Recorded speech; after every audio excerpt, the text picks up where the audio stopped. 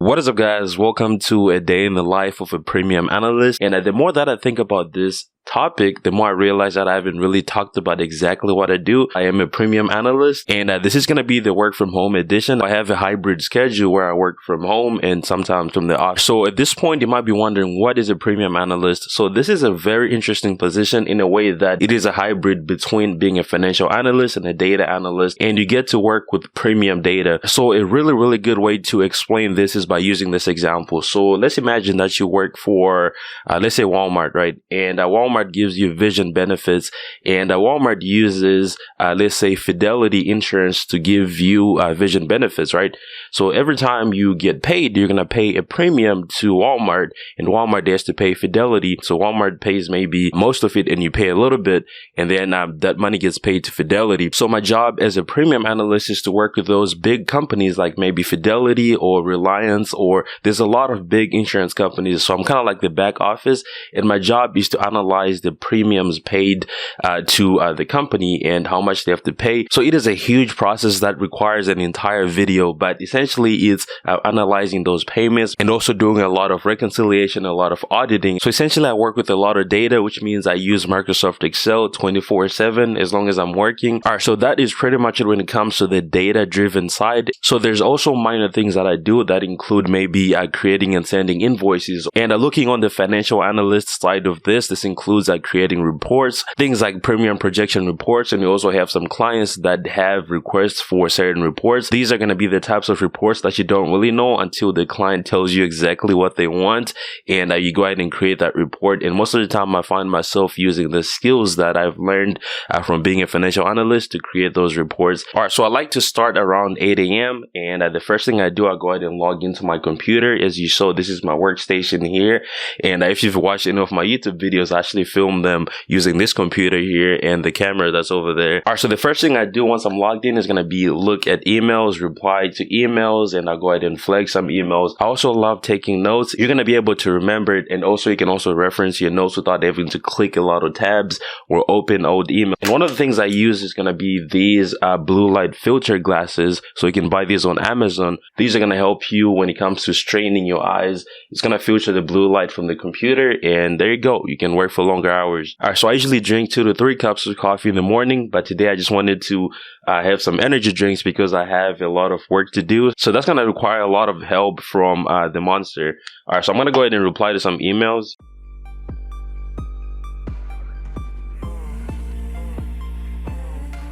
So I just finished looking and responding to all my emails and taking notes. And once I'm finished with that, the next thing I like to do is reference my notes from yesterday.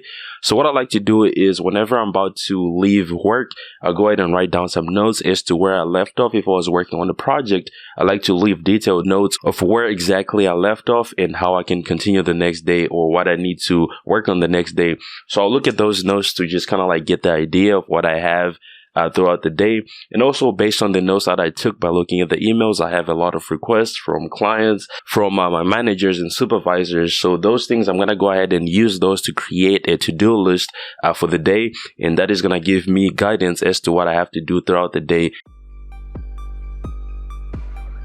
Once I finish creating my to-do list, the next thing I'm going to be doing is actually pulling all the files that I need to work on this morning before I have to get into meetings. So after this, I have to get into a couple of meetings. And once those meetings are done, that's when I actually start my day.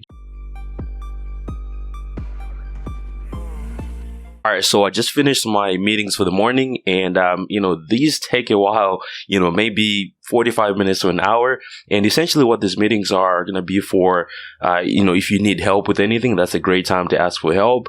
Or if you want to offer somebody else your help who's maybe falling behind or just needs an extra hand, it's a great time to do that. And also, if you receive an email from a client which you don't really understand what they're asking for, it's also a great time to bring it up to maybe your supervisor, or manager, or director. All right, so once the meeting is over, that's when I actually start working for the day. And I usually start with the hardest thing in the morning, because by the time it gets late in the afternoon, maybe 2 or 3, I'm not going to have enough brain power to process those things that require a lot of brain power. So those are the things that I like to finish in the morning. So the first thing I'm going to be working on this morning is essentially just going to be some reconciliations, where I'm looking at the data that we have in our system to the data that's provided by the client.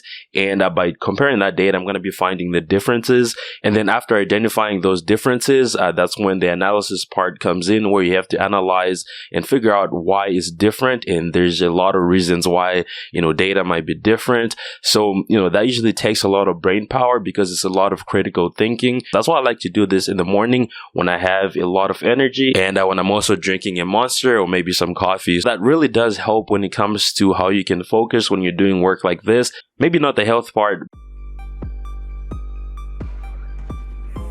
All right, so the time is almost at 12 p.m. And this is actually my first time taking a break from the last time I was actually recording this. And that is one of the downsides of being really focused, because if everything is going really well, you're going to forget to take breaks, right? Because you don't want to forget where you were at and things like that. It's a lot of things. Sometimes you just forget to take breaks. That's what happens to me most of the time. But if I do run into a problem that I can't solve, I usually take breaks just to go get some fresh air, then come back with a different perspective. This is pretty much the first half of the day for me, where I do the work that's really difficult or that requires a lot of brain power. So I was actually doing some reconciliations and auditing, finding a lot of discrepancies within the data that I was looking at, which was a lot of data. So now the second part of this is actually sending emails to the people that are responsible for that, right?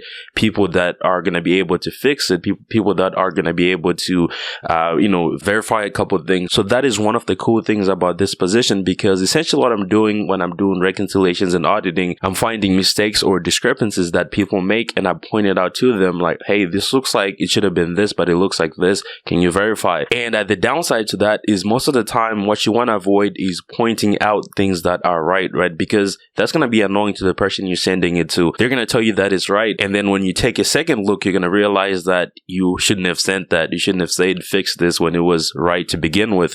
So that's where the analysis part comes, right? If you find the mistakes, you have to find out why the mistake is happening, right? Because when you send the email saying, can you fix this? You kind of like have information to back it up, because you can say, well, I looked at this, and it looks like this, but what you have looks like this. Can you verify, or can you double check for me? You never want to be like, hey, fix this, because I can tell you 20% of the time you're going to be wrong. So a good way to really automate those emails is by creating templates. I have about 20 different templates that I use for some of the emails that I have to send. So that way it minimizes the time that I spend on creating and sending those emails. All right, so since the first half of the day is pretty much complete for me, I like to go outside to get some fresh air, and then maybe grab some water or a snack.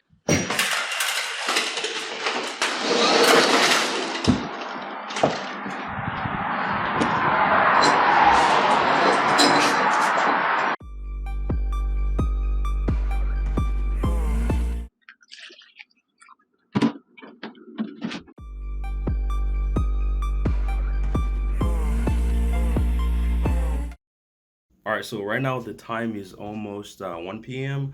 And this is when I like to take my lunch, which is going to be a 30-minute lunch. And I don't really like eating big meals on lunch, because I'm going to feel lazy and tired right after. So I try to keep it. So I try to just eat some snacks. And some of my favorites this week are going to be the honey bun here, as you can see. And we also have some Rice Krispie treats. We have this one. I also have this one. and I have some juice that I'm gonna drink with that. And that is definitely not healthy. And also, as you can see, I actually switched out my glasses. These are the blue light filter glasses. All right, so I'm gonna go ahead and eat my lunch. I'm pretty sure you guys don't want to see me eat. Lunch is done and I'm about to go back to work. So first thing I do is actually check my emails, because some people email you during lunch. You get emails from clients and a lot of people, and I go ahead and get the work started. And some of the things I do after I take my lunch, because once you take your lunch, you're gonna be refreshed. You just ate some food, drink some water. So what I usually work on after lunch is going to be some reports that might be due at the end of the day. I like working on those after lunch.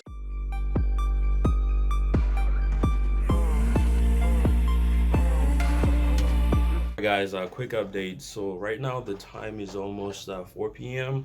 and this is the time I usually take my break. I'll go outside, walk around, just to get some fresh air and to also just get a break from looking at the computer. And by the time that I come back, I usually have to go into my afternoon meetings where we kind of like go over the things we've done for the day, and if you have any questions.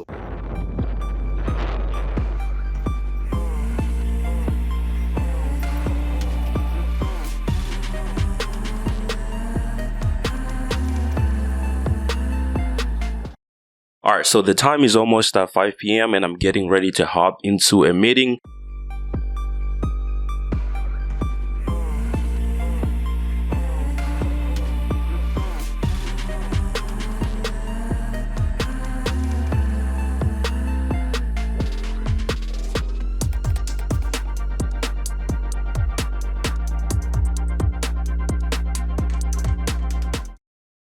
Alright guys, so the time is almost 6 p.m. This is usually the time that I get off. Some of the key takeaways when it comes to working as a premium analyst.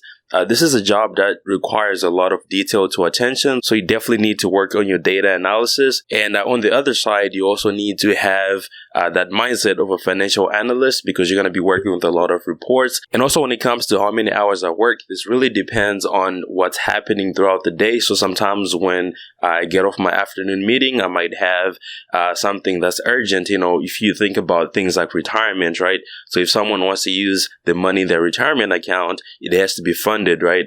So those are some of the things that you can't really just leave and say you're going to do them tomorrow. And that is also going to depend on how fast and accurately you have to work. And sometimes if it's a report that's due, you do have to send it to be reviewed. And once it's reviewed, let's say you make some mistakes, you have to wait for a response. And the response might say, you need to fix this, and that. And that's going to take you more time. So when it comes to how many hours I work, it just depends. Sometimes I work a nice 40 hours a week. And sometimes I work over 40 hours a week. It doesn't get too crazy like investment banking, but it's going to be a lot of hours depending on what projects I have going on. All right. So other than that, that is pretty much it for this video. Make sure to go ahead and hit the subscribe button below if you enjoyed this video. And also make sure to go ahead and give it a like. And also make sure to go ahead and follow me on Instagram if you have any follow-up questions. And you can also leave the comments in the comment section below. Yeah, so that is pretty much it. I'll see you guys on the next one. Peace.